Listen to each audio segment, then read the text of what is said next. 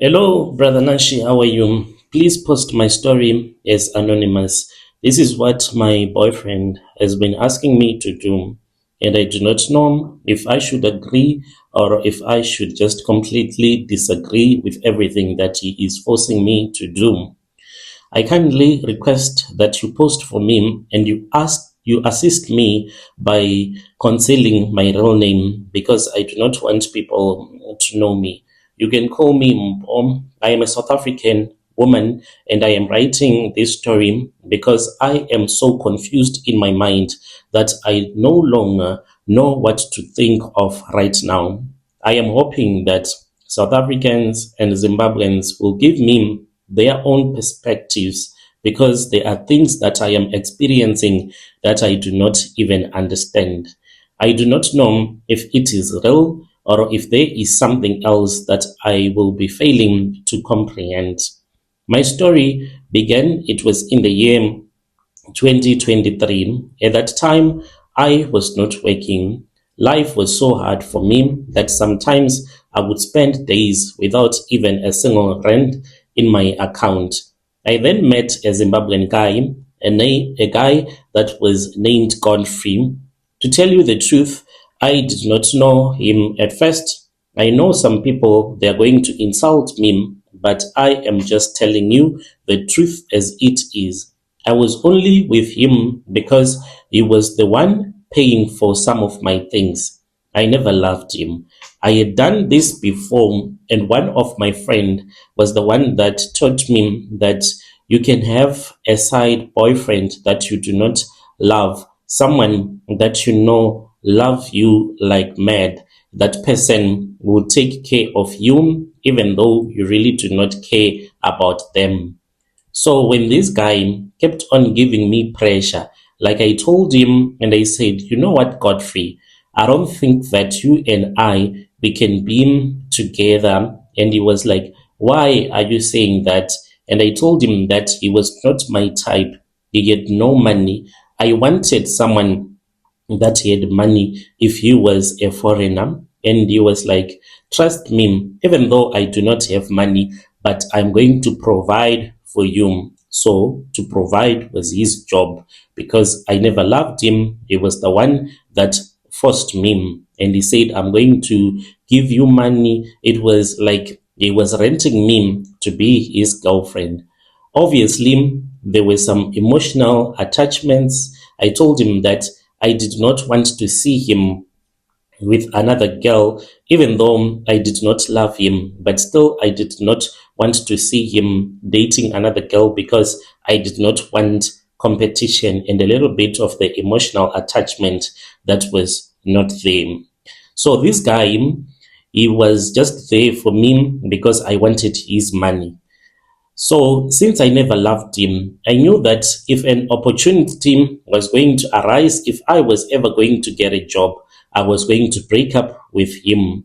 And this opportunity, it came in the year 2025. An internship opportunity came up, and I was so glad because I had once applied at a certain mine. I applied again without thinking that I would succeed.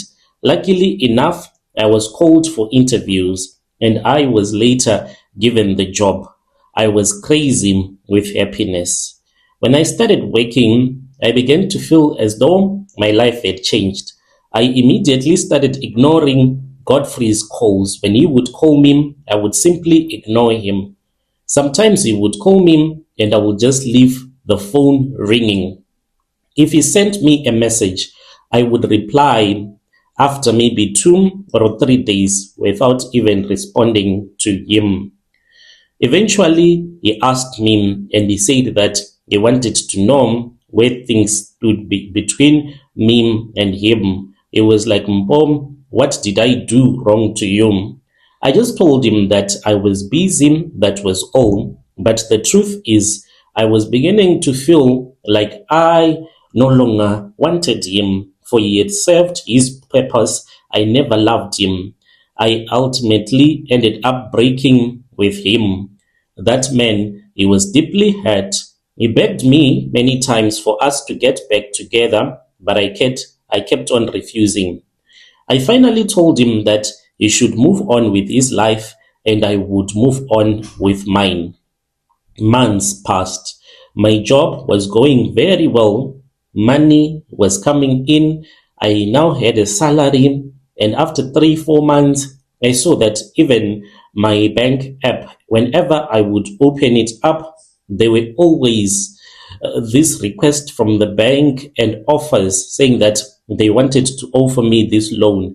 They wanted to offer me that loan. A lot of stuff that I was being told I could qualify for by the bank. And it was something that was so nice.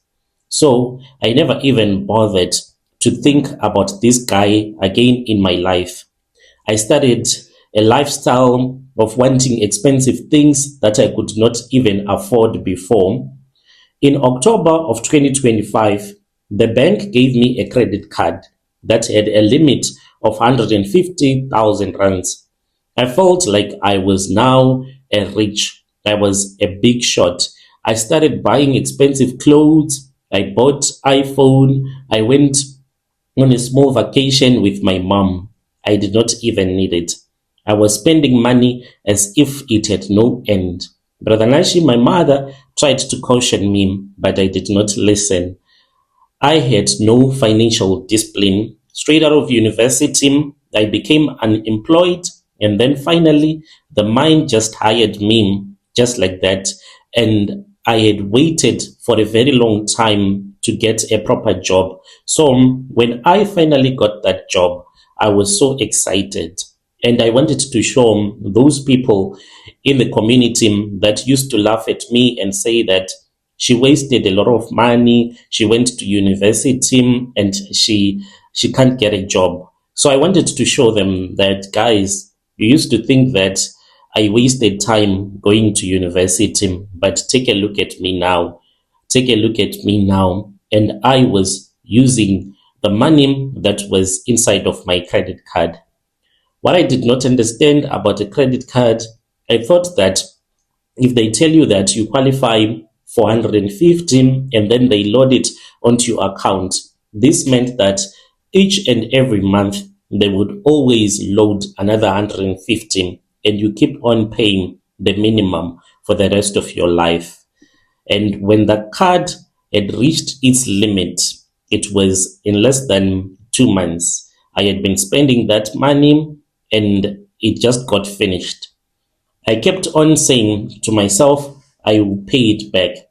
I even changed the bank account that I had used when I applied for that credit card so that I can receive my salary somewhere else. I said, I'll pay it back, I'll pay it back, I will pay it back. But I did not pay it back. When 2026 arrived, things began to choke me at the throat. You know, when you are owing the bank, they don't rest. Those guys, they always have airtime. They will never run out of airtime to call you. They will call you every day. The stress, it was wearing me down completely. I could not sleep. I was terrified that they would repossess my things or tarnish my name. Then one day, my friend asked me, and she was like, Mom, do you remember Godfrey? And I was like, oh, yes, I still remember him. She then said, that man has a lot of money right now.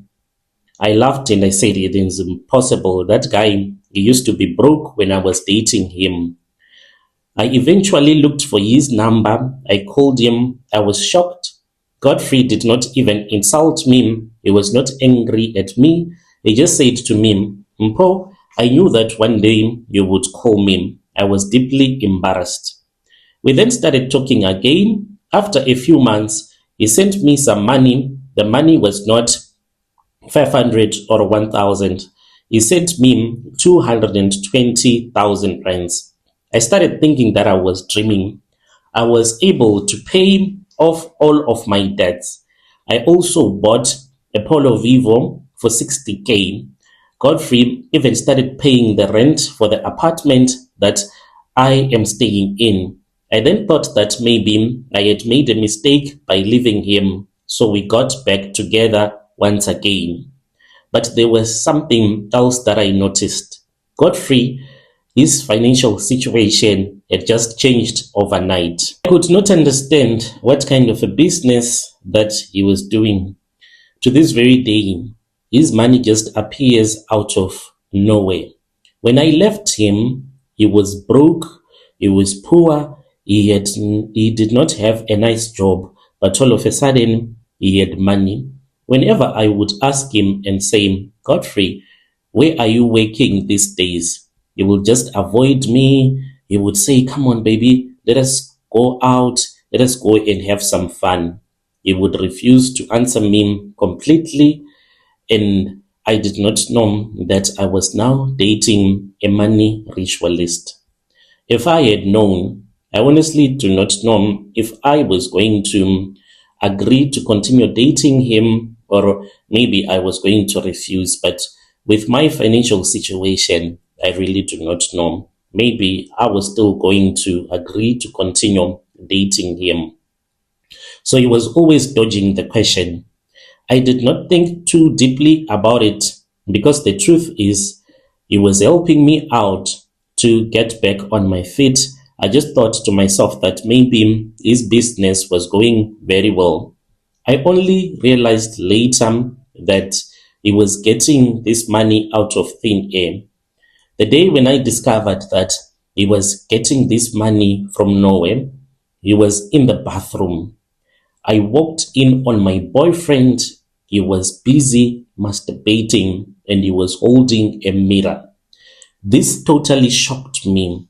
So when I looked through the keyhole and I saw him playing with his manhood, I was mad at him.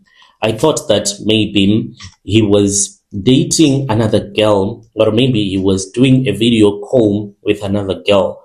So I just walked into the bathroom and I saw that he was holding a mirror and he was busy masturbating himself.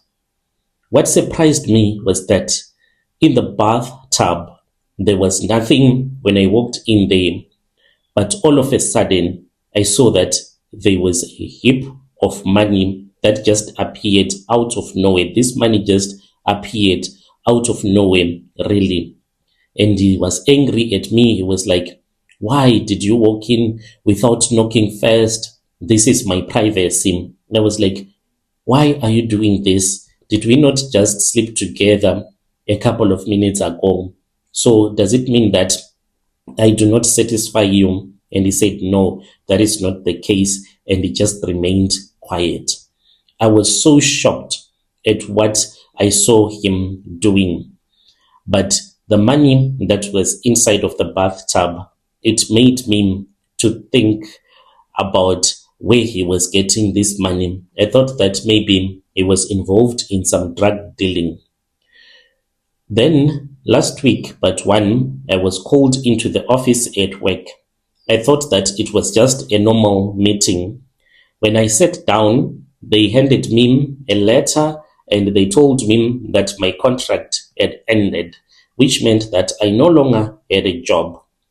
I walked out of that office. I was crying. So I don't have savings. I don't have any other plan. I have tried to submit my CV in other companies. The only plan that I have right now is my Zimbabwean boyfriend. How are you again, Brother Nashim? I am continuing my story. So I never experienced so much stress in my life, and I could not sleep after I had been given the letter that was stating that my contract had ended. I cried all the way back to the apartment. I sat on the couch and I could not think about anything else. I used to be so happy. That evening, Godfrey came over and he saw that my eyes were completely swollen from crying. He then said, oh, do not worry, no matter what happens, I'm not going to leave you. And his words comforted me, and I started to cry all over again. I said, I have absolutely no one to help me. You know, I actually fought with my mom last year. I cannot go back to her house because me and my mom, we shouted at each other. And she said, I don't want to see you at my house anymore again. So I said, if I lose this apartment, I have nowhere else to go to. So Godfrey, he said to me, since we are on the same page right now, there is something that he wanted to tell me. But he said, I don't know how you are going to take it. I asked and I said, what is it? He then went quiet and he said, in 2025, when you dumped me, I was deeply hurt and I did things that I was not supposed to do. I asked him what he meant. He said that he started to travel around looking for people who promised him that his life would change. He met people who promised him a lot of money. And he said, so is this what made you to become rich? And he said, yes. I went to Malawi where I was given a charm. I went to Malawi, and when I arrived there, they said that they could help me to become rich.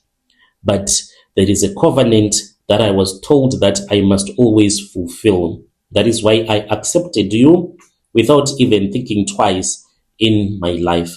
That was when I started to get so scared. I was like, so you accepted me in your life for a reason? And he said, yes, I accepted you in my life because of a reason. And I said, what kind of a reason is that? He then told me something that really shocked the life out of me. He said this to me: the covenant that I was given is that I have to sleep with a woman that I love the most in the cemetery. I could not agree to that. So he has asked me again a couple of days ago. He said, Mpo, we have to do this. Otherwise, I am going to run dry. I asked him what he meant when he said that he is going to run dry if we do not go and sleep together at any cemetery. He then said, I told you that if we do not sleep together at the cemetery, I am going to lose all this money that I got, or I have to find another woman that I will start to love again. But Mpo, you are the woman that I love. Even at the shrine, they saw that you are the one that I love with all of my heart. I started to cry and I asked him, why me? Why did he choose me? He said, Mpo, it happened, it happened. Let us not fight about this. So this is where I am right now. He wants me to sleep with him at the cemetery this weekend, and I'm scared. He's like, we have to sleep with each other at the cemetery, then I'm going to take you to any country where you want to go to for a vacation. So he has been paying for my rentals, but he has given me an ultimatum. He's like, I can't continue paying for your rentals without you assisting me. It is better that I invest the money into someone who will agree to go and sleep with me in the cemetery. He says once we start sleeping at the cemetery, more money is going to come to him. And this is what is making me to become so scared. I don't know what is going to happen to me after we would have slept at the cemetery. I honestly do not even know. That is why I have come here to you, Brother Nashim. I want your perspective, South African and Zimbabweans. If a person you love start telling you that he wants to sleep with you at the cemetery, do you consider that person to be safe? Do you advise that I stay with him, or should I walk away? I do not want to suffer. Please verify for me, in your culture, can people sleep at the cemetery and still be okay? I had a big fight, like I said, with my mom last year. We are still not speaking together. Should I just ask for forgiveness and return back home? But the poverty is what chased me from home. I am writing this because I can't stop crying. Please assist me. Thank you in advance. Yo, dear listeners, right there was a message that was sent to us by one of our dear sister. Yo, that is not normal at all. Once you sleep with him at the graveyard, then just know that he is also going to be using you in money rituals like forever, because you and him, you'll be in this together. So it is better that you return back home to your mom, and you just try to speak with your mom, and you can start all over again. Wait until the time is right that God would have appointed to you, so that you can get a proper job. Do not rely on this guy. It is not normal for people to go and be intimate in the graveyards. It is just Satanism. Let us speak with him in the comment section.